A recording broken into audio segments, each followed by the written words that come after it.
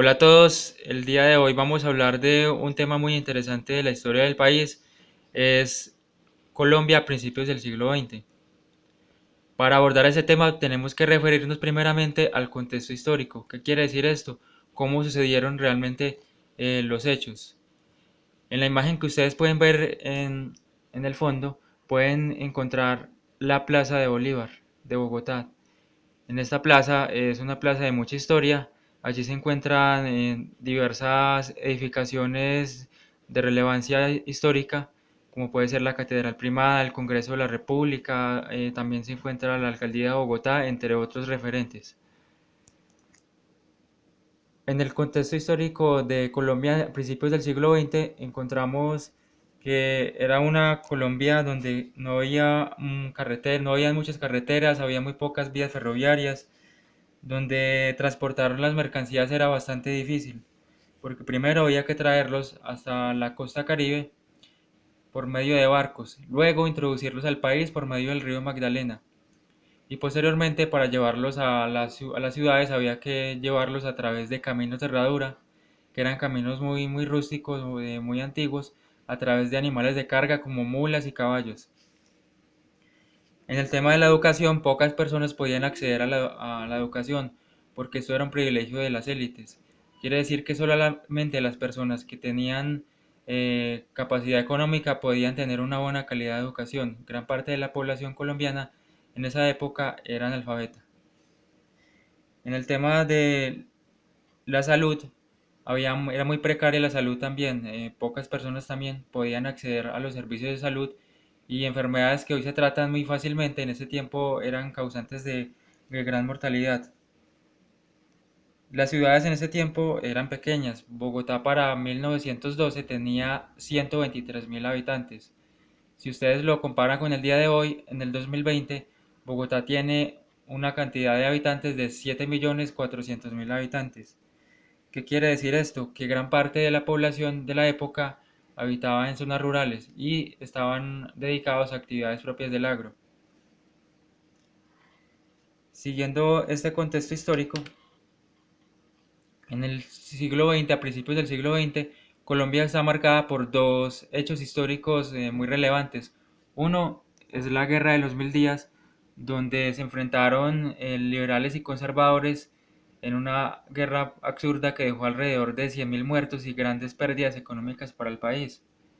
El otro evento histórico importante en esta época fue la separación de Panamá. Recordemos que Panamá también era un territorio pues muy olvidado de Colombia, y faltaba pues mucha inversión, y aparte de esto los Estados Unidos intervinieron para quitarle a Panamá a Colombia, ayudándoles a la independencia para ellos lucrarse de la construcción del canal.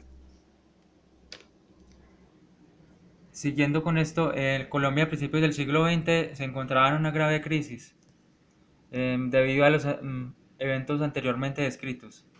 Los políticos colombianos, buscando superar la crisis y unificar al país, eligieron al presidente Rafael Reyes para el periodo comprendido entre 1904 y 1909. Entre los logros de Reyes es su intento de modernizar el país a través de la construcción de carreteras, ferrocarriles, y a través de buscar poner en orden las finanzas del país.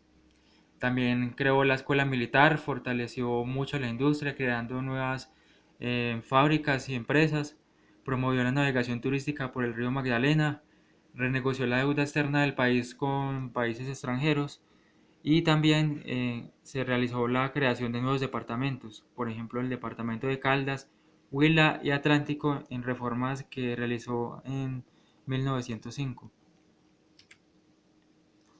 A pesar de la buena presidencia y de los logros de Reyes, tuvo una gran oposición en el Congreso. ¿Por qué? Porque las medidas que él estaba tomando no gustaron en varios sectores políticos. Primero, porque Reyes intentó gobernar dejando a un lado el Congreso. Segundo, porque Reyes firmó un tratado con Estados Unidos en el cual reconocía la independencia de Panamá a través de una indemnización económica. Todos estos hechos provocaron la furia de los opositores, inclusive intentaron asesinarlo. Al final, en 1909, Reyes renuncia a la presidencia y en 1910 los políticos colombianos realizan una reforma constitucional. ¿Cuáles fueron los cambios? Primero, se aseguró una mayor participación de los liberales en el gobierno. Segundo, una reducción del periodo presidencial de 6 a 4 años. Y como tercer punto importante, fue la no participación de los militares en la política. En 1914 se da un tratado llamado Urrutia-Thompson, que fue un tratado entre los Estados Unidos y Colombia. ¿Por qué se llamó Tratado Urrutia-Thompson? Porque fue firmado por un delegado de los Estados Unidos llamado Thaddeus Thompson y un delegado del gobierno colombiano llamado Francisco José Urrutia. ¿En qué se trató ese tratado de Urrutia-Thompson? Fue una indemnización, se reconoció la indemnización de los Estados Unidos a Colombia por 25 millones por la pérdida de Panamá. Aparte de esto, se dio una exoneración de impuestos a las mercancías colombianas que pasaran por el canal y una utilización también como medio de transporte de las tropas colombianas. Y ya en 1920 se da un periodo que se llamó la Danza de los Millones.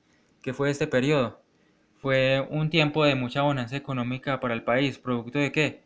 En este tiempo, Colombia en los años 20 recibe el desembolso de 25 millones de dólares producto de la indemnización de Panamá. Y también se da un auge de la economía cafetera.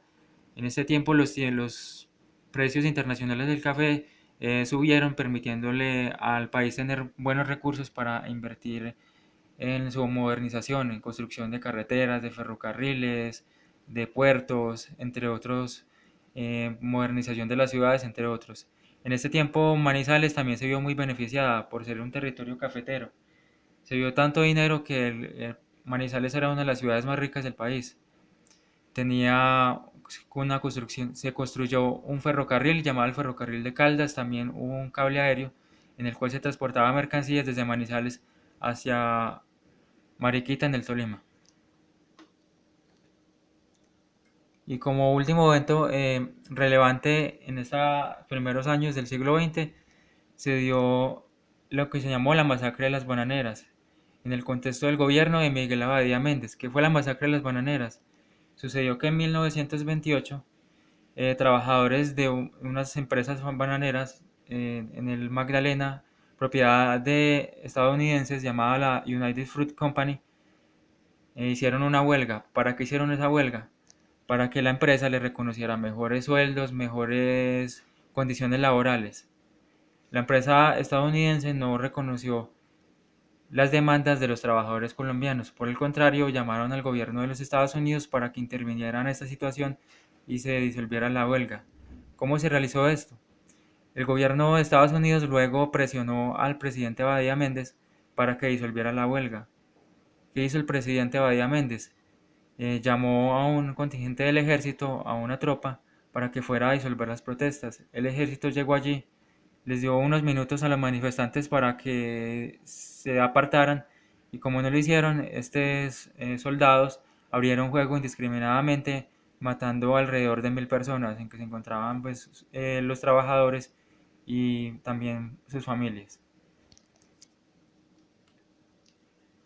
Como conclusiones de estos primeros años del siglo XX podemos encontrar que Colombia vive una cierta estabilidad política, una relativa estabilidad política, como también como segunda conclusión podemos deducir la transformación económica que vivió el país, producto de que de la indemnización que pagó los Estados Unidos por la pérdida de Panamá y también por la bonanza de los precios internacionales del café. También se ve un proceso de transformación muy importante donde se da un proceso de modernización del país, donde se construyen vías ferroviarias, carreteras, se importan numerosos vehículos y se da un crecimiento industrial. Ahí como dato curioso, el presidente Rafael Reyes fue el primero que utilizó un automóvil presidencial en Colombia. Y por último, los Estados Unidos continúan interviniendo en el país a través de su presión política. Inclusive ustedes pueden observar el día de hoy todavía esta situación se ve muy marcada. Espero que hayan aprendido mucho de este video. Muchas gracias.